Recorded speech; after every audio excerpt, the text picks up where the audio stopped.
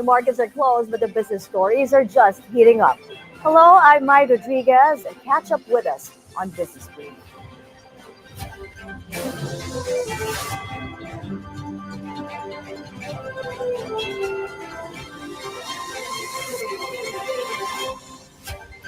Asian shares rise on Tuesday, with trade talks taking center stage in a week packed with key U.S. inflation data and major bank earnings. President Donald Trump says he's open to tariff talks after his weekend salvos, which threatened to impose 30% levies on imports from the European Union and Mexico starting August 1. Japan aims to hold high-level trade discussions with the U.S. by Friday. Market reaction to the tariff uncertainty remains subdued, putting even more weight on this week's U.S. earnings for direction. China's Shanghai Composite is in negative territory, while the rest are in the green. In the currency markets, the U.S. dollar depreciates against the Japanese yen, South Korean won, and Thai baht, but it is flat against the Hong Kong dollar and Singapore dollar. The Australian dollar, meanwhile, appreciates against the greenback. In commodities, gold prices are up by 0.4%, while oil markets are down.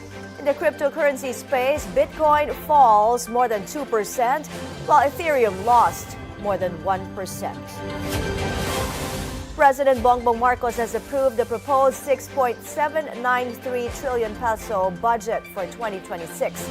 Malacanang said the spending plan will prioritize both economic growth as well as improving the quality of life of Filipinos.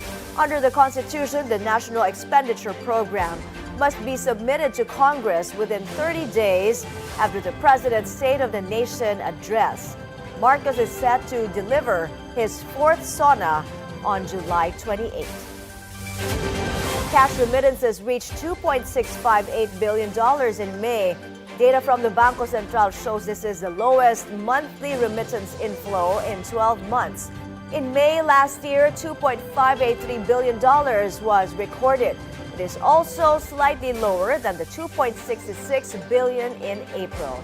The BSP says the United States remains the top source of remittances for the first 5 months of 2025. It notes that the increase in cash remittances helped drive a rise in overall personal remittances. The Board of Investments is currently evaluating applications for 30 manufacturing projects worth 33.54 billion pesos. These projects are expected to generate nearly 2,000 jobs. The BOI will try to determine if they are already in the checklisting phase, which means reviewing if all information submitted in the application forms and supporting documents are complete. A new player in the electric vehicle space is charging into the Philippine luxury market and is making waves fast. Chinese brand Zeekr, brought in by the Auto Hub group of Bilyonaryo Willie T10, has just opened its first showroom in the country, and interest is already picking up speed. Our mobility correspondent G. Baroga has the story. It's only been a little over a month since Auto Hub Group rolled out the Zeekr 009, China's eye-catching luxury MPV. And if there's anyone who's all in on its potential, it's Bilyonaryo heir Wayne Keaton. He says the 009 has what it takes to stand toe-to-toe with the top luxury car brands already here. In fact, he's confident that once people get behind the wheel, there's no turning back. And the numbers are backing him up.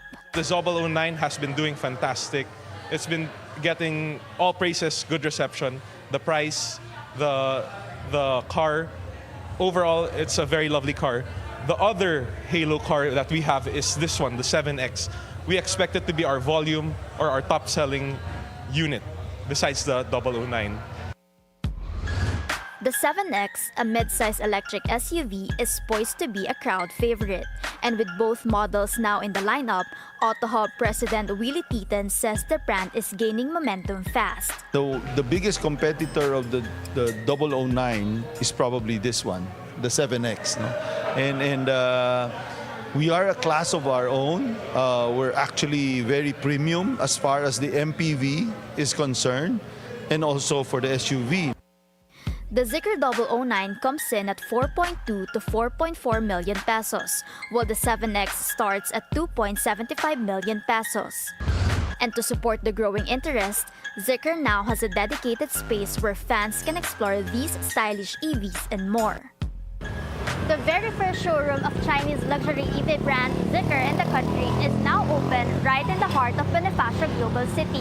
And according to AutoHub Group, this marks the beginning of automotive evolution. Chinese executives flew in for the launch, bringing with them the brand's bold global vision, one that blends next-gen innovation with premium design and performance. Zeekr International Vice President Jin Jun Chan says the brand may be young, but it's already made big strides globally. Created in 2021, Zeekr made headlines when it went public in the New York stock market just 3 years later. Zeekr became the fastest in new energy vehicle brand to go public in U.S. stock market. And currently, more than 500,000 Zeekr vehicles are driving globally. And according to East Asia Director Jeff Gao, the Philippines is shaping up to be a strong market for the brand. More and more high-income customer here, they would like to choose the mobility vehicle not only for the family use, maybe sometimes for the business use. And also government's strong policy in the EV segment. As Zeekr sets its sights on long-term growth, its leaders say this is just the beginning. The brand is committed to building a premium ownership experience in the Philippines, powered by its partnership with AutoHub.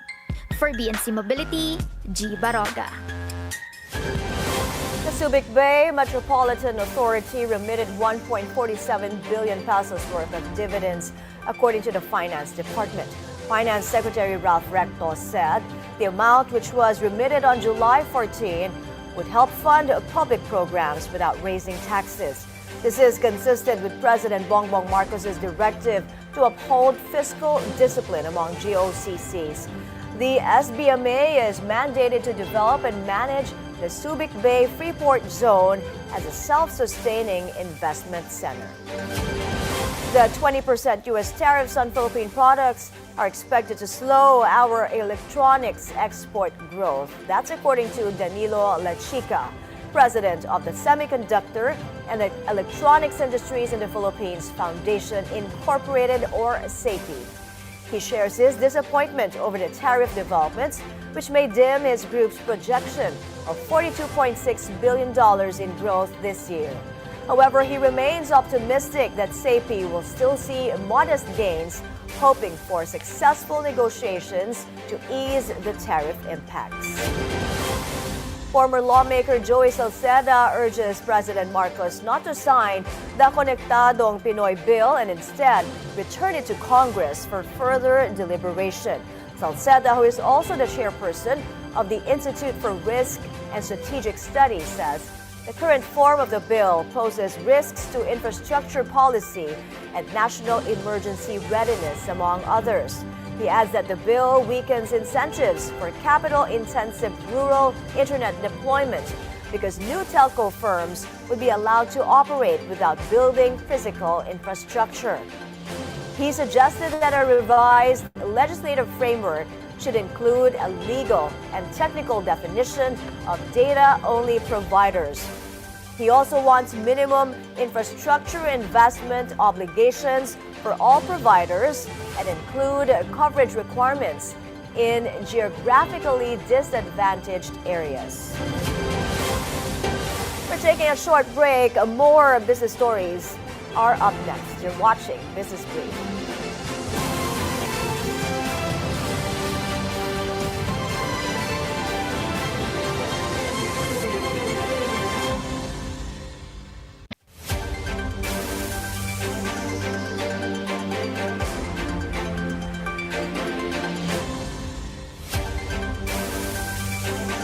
The World Bank warns the Philippines faces slow growth and limited job opportunities without urgent reforms. Sujin Kim has more. Go ahead, Sujin. The Philippines needs to sustain growth of 6 to 10% annually in order to achieve its goal of being poverty-free by 2040. According to the World Bank, the current growth model is losing momentum and is increasingly unable to deliver quality jobs at scale. In their jobs report released today, the World Bank calls for immediate reforms to fix the country's structural weaknesses, from low productivity and weak competition to outdated regulations and excessive business costs. Over the past 15 years, GDP doubled, but productivity has barely moved. 75% of new jobs were created in low productivity, non-tradable sectors. The number of exporting manufacturing firms declined by 23%. 3 out of 4 of those, 75% of those, were in non-tradable sectors. And non-tradable sectors are sectors that are not exposed to international trade, international competition. They don't export or they don't compete with imports.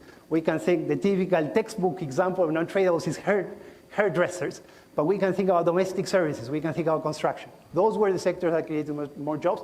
The report also highlights structural barriers that block firms from scaling, including red tape, logistics bottlenecks, and a weak competition regime. If you don't reduce that, if you don't reduce the number of days it takes, the processes, the complexity of the processes to register firms, you are erecting unnecessary entry barriers, making investment more costly. Reducing investment costs will require big efforts. And these are efforts that are much less costly than infrastructure investment.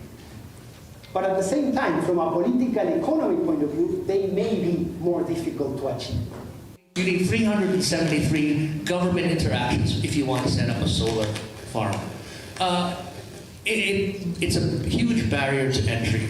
And I'm speaking mostly from the regulatory point of view because that's my experience.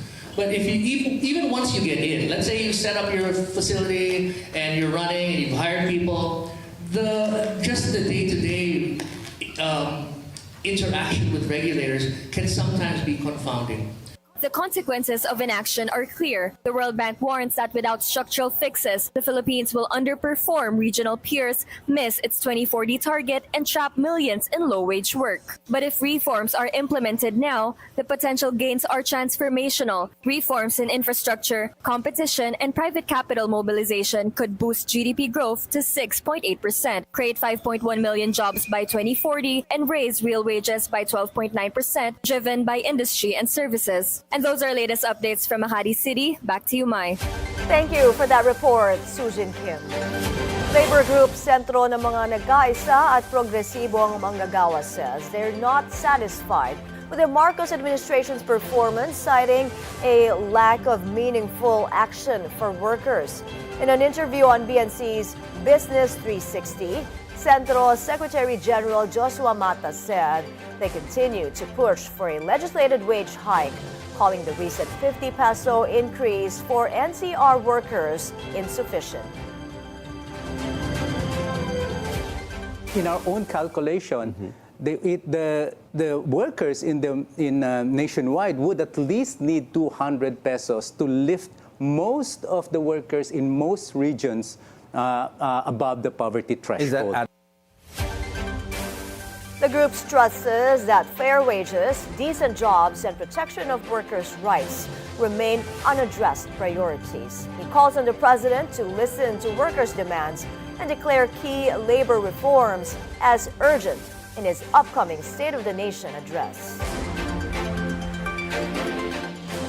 First, we'd like to hear that he would promise that the budget that they will come up with is not going to be as bad as it was before.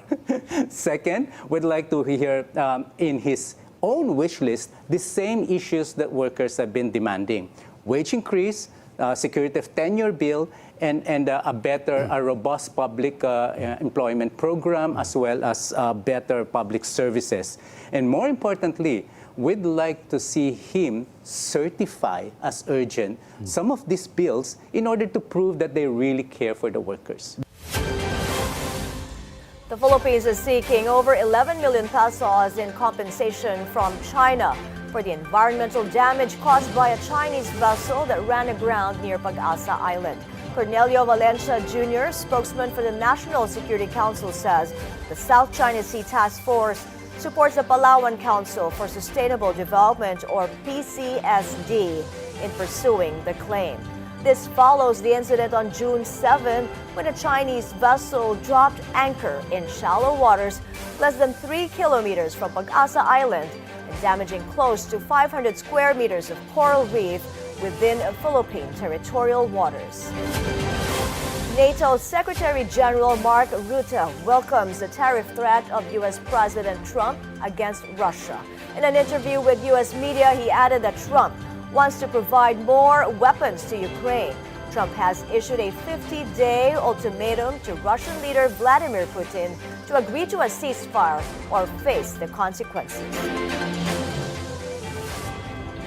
This is significant. So today, if you are in Beijing or in Delhi or you're in Brazil and you know that this is coming to you, you might want to call Vladimir Vladimirovich Putin and say, hey friend, we are still buying stuff from you, but you have got to get serious when it comes to these negotiations on a ceasefire or a peace deal, or otherwise we get hit by these secondary sanctions. There will be also an effect directly on Russia, of course. But this is really significant, and it is smartly designed by the president. The Pentagon signs a $200 million contract with tech billionaire Elon Musk for the use of his AI chatbot Grok. This despite an earlier backlash for Grok's anti-Semitic posts on Trump's social media X. Musk said the issue is being addressed.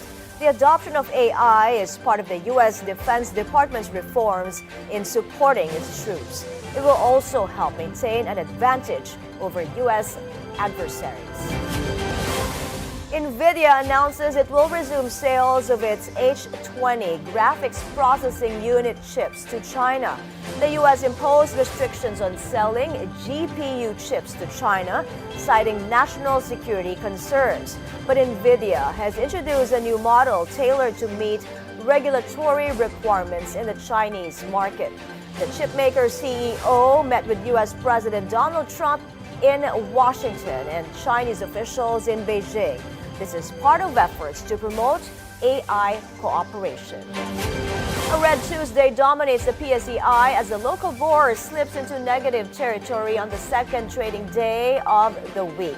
The PSE index ended lower by 1% to close at 64.59, finishing the day as the worst performer in Asia. All the sectoral indices ended in the red, with holding firms falling the most at nearly 2%. Advancers narrowly outpaced decliners at 98 to 96. Total value turnover reached 5.9 billion pesos.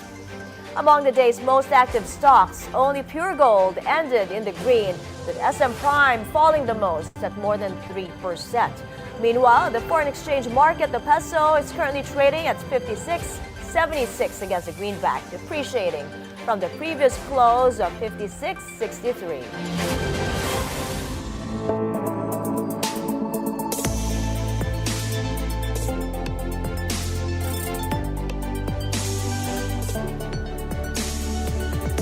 That's a wrap for today's Business Brief.